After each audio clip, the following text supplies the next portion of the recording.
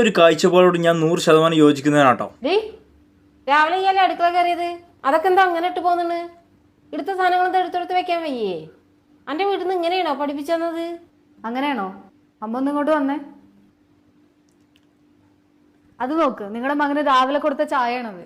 സമയം 12 ഇപ്പോഴാ ക്ലാസ് അവിടെ ഇരിക്കുക. അത് പോട്ടെ, ഇത് കണ്ടോ? ആ തുണികളൊക്കെ നിലത്തു കൂടെ ഇട്ട് പോയാണ്. ഇനി അതെടുത്ത് കൊട്ടയ്ക്കിടാൻ വേറൊരാൾ വേണം. എന്തെങ്കിലും ഒരു കാര്യം ചെയ്യാൻ മറന്നുപോയെങ്കിൽ അത് പറഞ്ഞു തരും, അല്ലാതെ വളർത്തിയതിനെ കുറിച്ച് പറയല്ല വേണ്ട.